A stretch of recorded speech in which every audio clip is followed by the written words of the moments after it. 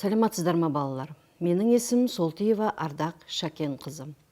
Мәдениеттану сабағы. Бүгінгі біздің сабақтың тақырыбы көшпенділер өркениеті. Сабақтың мақсаты көшпенділер өркениетінің материалдық және рухани мәдениетке қосқан үлесін анықтау. Енді тақырыпты ашайық. Көшпенділер дегеніміз не және өркениет дегеніміз не? Өркениет дегеніміз қоғамның рухани және материалдық нысаны. Ал көшпенділер дегеніміз таза малмен айналысатын, үнемі көшіп қонып жүретін жүйелі түрде экономикалық қатынас болып табылады. Енді көшпелілік қайдан пайда болды деген сұрақтар қойылады. Көшпелілік географиялық жағдайға байланысты пайда болды. Одан кейін мал басының артуына байланысты пайда болды. Құрғақшылық болды және ат-әбзелдері. Жалпы көшпелілік туралы пікірді өте көп айтады. Көшпелі өркениет үшке бөлінеді. Бірінші отырықшы шаруашылығы, екінші жартылай көшпелі, жартылай егіншілік мал шаруашылығы және көшпелі шаруашылық деп үш түрге бөлінеді екен. Отырықшы шаруашылық дегеніміз бұл негізінен қола дәуірінде пайда болған. Қола дәуірінде өздеріңіз білесіздер, өзен, көл жағалауларында шаруашылықтар болған. Сондықтан олар үнемі бір орында ғана отырып, көшіп қонбай бір орында отырып осы шаруашылықтарын игерген екен. Осыны отырықшы шаруашылық дейді екенбіз. Ал жартылай мал шаруашылығы, жартылай егіншілік дегеніміз, мысалы ол кезде ер адамдар жаңағы бақташылықпен айналысқан. Ер адамдар мал шаруашылығымен айналысып, малды жайылымға алып кетсе, әйел адамдар жаңағы балалар, қариялар үйде отырып егіншілік шаруашылығымен айналысқан екен. Міне осы жартылай егіншілік және жартылай мал шаруашылығы деген осы екен. Және көшпелі шаруашылық өздеріңіз білесіздер, үнемі малмен, тек малмен айналысып, көшіп қонып жүрген шаруашылықты айтады екенбіз.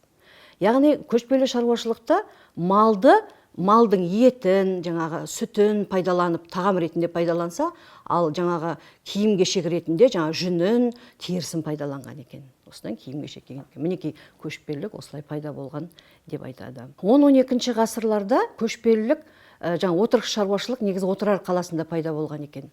Сондай-ақ Еспетжап, Саудакент, Сайрам қалалары пайда болып, осы әсем қалалар пайда болып, ол қалаларға жаңағы сауда жасайтын қалалар. Бертін келе 18 ғасырда да көшпелілік әрине жалғасты. Өздеріңіз білесіздер, мынау арба үстіне қондырылған күрке үйлер де тұрды. Ал кейінірек қазақ үй қалыптасты. Қазақ үйлер сол кезде 4 қанатты, 6 қанатты, 8 қанатты, 12 қанатты, тіпті хандарда 36 қанатты үйлер болған екен. Қазақ үйлер жиналмалы, көшіп қонуға ыңғайлы болған. Қазақ үйлерді негізінен шаңырақтан тұрған. Шаңырақ деген өздеріңіз білесіздер, киелі сөз. Шаңырақты жаңағы үйдің ұл-балалары қара шаңырақта қалады, осы берекелі сөз. Яғни шаңырақты ұстап тұратын уықтардан тұрған, оны баулармен байлаған, үстіне киіз үй жапқан екен. Және сықырлауық деп аталатын есігі болған екен. Қазақ үй төр жақ және босаға деп бөлінген. Яғни төр жағына әртүрлі түскиіз ілгенбіз. Төр деген құрметті қонағымыздың төрі болған, түскиіздер іліп, оған жаңағы аң терілерін ілгенбіз және киелі домбырамызды ілгенбіз. Одан кейін оң жақ және сол жақ деп бөлінген екен. Оң жағына әртүрлі кебеже қойғанбыз, жүк аяқ деп аталатын, жүк жинайтын жүк аяқ қойғанбыз және шымылдық қойғанбыз. Ал сол жағына ыдыс аяқ сақтайтын аяққап қойғанбыз. Және ыдыс тағамдарды сақтайтын жер төлелер қазған екен. Одан кейін ошақ қойған қазақ үйдің ішіне. Қазақ үйдің ішіне ошақ қойып, оған тағам дайындаған немесе жылыну үшін. Жалпы ошақ бұл береке деп атаған екен көшпенді қазақта. Ежелгі өркениет одан кейін жаңағы табиғат күштеріне сыйынған.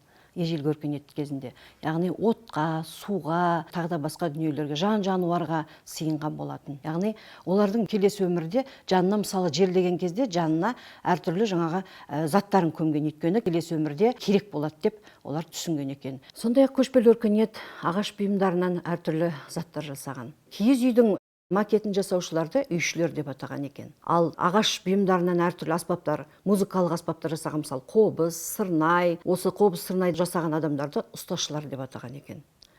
Сонымен бірге ем-дом емдейтін бақсы, балгерлер де болған екен. Сондай-ақ көшпенді өркениет ою-өрнекке көп көңіл бөлген екен. Сондай ол өрнектер мысалы қошқар мүйізді, сыңар мүйізді деп аталған екен. Сондай-ақ көшпенді қазақ 4 түлік малды көптеп өсірген. Соның ішінде жаңағы қой саны жағынан өте басым болған екен. Және одан кейін жылқы малы өте басым болған екен. Және де жүк көлігі ретінде түйе малын қолданған екен. Көшпенді қазақ киіз басуды жақсы меңгерген. Киіз басуды қалай істеген? Яғни жартылай өңделген жүнді өңдеп, жаңағы оған ыстық су себе отырып, шынтақпен ұрып отырып, орап отырып, жаңағы киізді басқан екен. Оған әртүрлі бояулардан, жаңағы жүнді бояуларға салып, ою өрнектер жасаған екен. Мінекей көшпенді қазақ осындай текемет басуды үйренген екен. Сондай-ақ саз балшықтан әртүрлі жаңағы қыш ыдыстардан керамикалық ыдыстар жасаған екен. Көшпенді қазақ 4 мезгілге қарай көшіп қонған екен. Жазда жайлау, көктемде көктеу, қыста қыстау және күзде күздеу деп. Яғни қыс айында 6 ай тұрақтаған. Қыс айында малдарды төлдетіп, яғни малдарды, жас қозыларды аман алып қалу үшін жертөлелер қазып, сол жерде малдарды, жас қозыларды сақтаған екен. Одан кейін көктем кезінде малдарды төлдету науқаны жалғасқан, 8-10 шақырымнан аспаған жайылымға бұны қозы көш деп атаған екен. Және де көктем мерекесі, бұл күн мен түн теңесудің мерекесі деп айтылады. Ол кезде Наурыз көже жасағанбыз, Наурыз мерекесін тойлағанбыз. Өздеріңіз білесіздер, Наурыз мерекесі бүгінгі күнге дейін жалғасуда. Наурыз көжеге 7 тағам қосып, құрметті қонақтарымызды күткен екенбіз. Одан кейін жазғы жайлау, мамырақай жаз, шүйгін жер, сол кезде әртүрлі сауық кештерін өткізген. Бұл кезде малшының басты мақсаты малды семірту болып табылған екен. Мінекей осындай әртүрлі кештерін өткізіп, әрбір күнін, әрбір сағатын бұлар бағалай білген. Одан кейін күзде күздеу деп айтылған, яғни бұл жаңағы жүк ауыр болған. Неге? Өйткені қысқа дайындық, азық түлік, осының барлығы күздің жүгі ауыр деп осыны айтқан екен. Сондай-ақ көшпелі қазақ салт дәстүрге бай келген. Мысалы, жақсы хабар естісе, бір-бірінен сүйінші сұрап, жақсы жаңалықты жеткізген екен. Көшпенді қазақ күні бүгінге дейін жалғасуда. Қыз ұзату, келін түсіру, тұсаукесер, шілдехана, осы дәстүрлер әлі күнге жалғасуда. Мысалы, сол кезде қызды ұзатарда бұлар жаңағы құданы текті жерден іздеген екен. Сондай-ақ жаңағы әмеңгерлік деп аталады. Мысалы, жолдасы қайтыс болса, қайнағасына немесе қайнысына берген екен, бұны әмеңгерлік деп атаған екен. Яғни өзінің жаңағы руын тегін жоғалтпас үшін. Одан кейін жаңағы 7 атаға дейін қыз алысып, қыз беріспеген екен. Жалпы 7 сөзі киелі болған. 7 ата, 7 ру, 7 жарғы, яғни 7 нан, яғни 7 сөзі қазақта киелі болған екен. Одан кейін азан шақырып, баланың атын қойған. Сондай-ақ жұртшылық деген болған. Жұртшылық дәстүрі, бұл мысалы қарызға белшесінен батып жатқан адамды туған туыстары жаңа қарызын өтеп берген екен. Сондай-ақ ерулік деген дәстүр болған. Мысалы көшіп келген жағдайда жаңа көршілері оларға тағам беріп күткен екен. Мінекей осындай салт дәстүрге бай болған екен. Яғни және де мысалы отағасы үйде жоқта бөтен адам кірмеген екен. Ханның алдында қамшы ұстап кірмеген. Салт дәстүрге бай қазақ көшпенді өркениеті болған екен. Көшпенді өркениетінің ұлттық киіміне келсек, мысалы ер адамдар шапан киген, сырмалы шапан, қаптал шапан деп аталған. Одан кейін бастарына бөрік киген, аяғына мәсі киген екен. Ал әйел адамдар, мысалы қыз ұзатылғанда басына сәукеле киген, одан кейін 30 жасқа келгенде кимешек киген, егде жасқа келгенде бастарына түндік киген екен. Сондай-ақ қазақтың әйелдері үстілеріне жаңағы ұзын жеңді, ұзын етекті көйлек киіп, үстілеріне камзол киген екен. Мінекей көшпенді қазақтың ұлттық киімі. Жалпы көшпелі қазақ қасиетіне келсек, көшпелі қазақтың ең біріншіден экологиялық санасы артқан.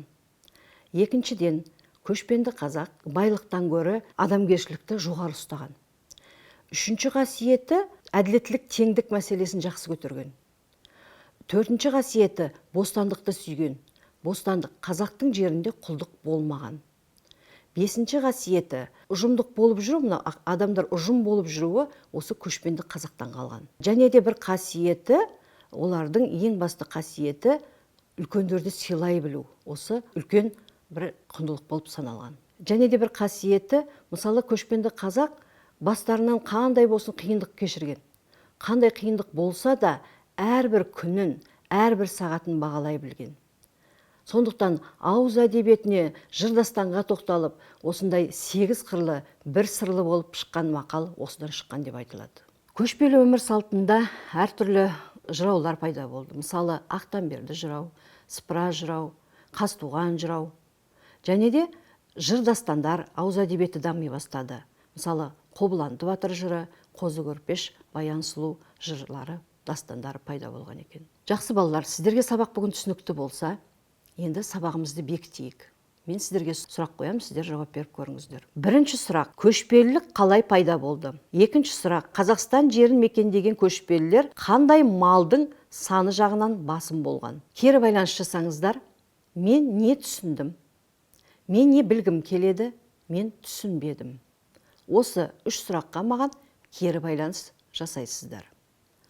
Жақсы балалар, сізге бүгін тақырып түсінікті болса, енді сіздерге үй жұмысын беремін. Бірінші тапсырма: салыстырмалы кесте жасау. Екі бағанға бөлдік. Екі баған, бірінші бағанда сұрағы тұр, екінші бағанда жауабы тұр. Осы сұрақтарға жауап бересіздер. Және кесте сызықша арқылы осы кестені, салыстырмалы кестені жасайсыздар. Екінші тапсырма, бұл шығармашылық тапсырма. Көшпенділер баспанасын сипаттау, таныстырылымын дайындау, яғни презентация жасау. Үшінші тапсырма, ұлы даланың осы көшпенділер өркениеті тақырыбына ПТМС формуласын қолдана отырып қорыту ұсынылады.